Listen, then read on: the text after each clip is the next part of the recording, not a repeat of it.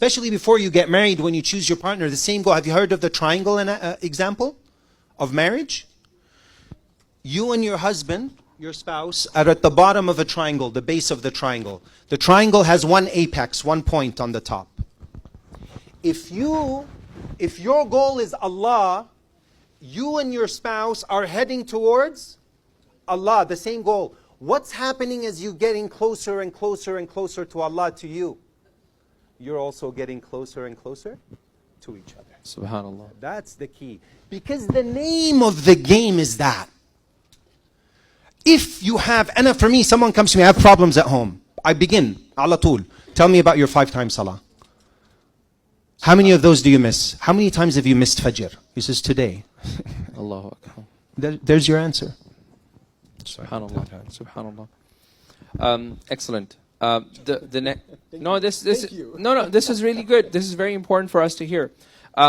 What role does a husband play in terms of the tarbiyah of the children? Because oftentimes the complaint that comes is that the parents or the mothers will be complaining that the fathers are absolutely absent in any tarbiyah of their, like they have no idea what their children are studying, where they're, like there's no involvement of the father at all, with the caveat saying the father is busy earning money. Your son doesn't want toys. Your son wants you to play with him. That's it. Okay, you buy him all the toys. I've seen it. I come home, I know my son loves this and that. He's really into soccer. And I'm like, or football. And I try to get into what he's into. I try to enjoy what my son enjoys. I try to get into his head, understand what he's all about, really listen. So I spend time with him. I have a habit. I don't know if you have this. How many kids do you have, mashallah? Ya Sattar. ليش خجلان? 6. You know, I'm from Gaza. When people ask us how many kids we're from, it's typically minimum a football field. Because it's like it's a football match. You have like 11 people. So when my father visited Gaza... I'm at a basketball with 1 sub. I have a basketball team with 1 sub. So, well, I'm not at football. Yeah, but you get the point. I get the point. Yeah. No, go ahead. You were saying the point. So I have a habit where I spend time alone with each one of my kids.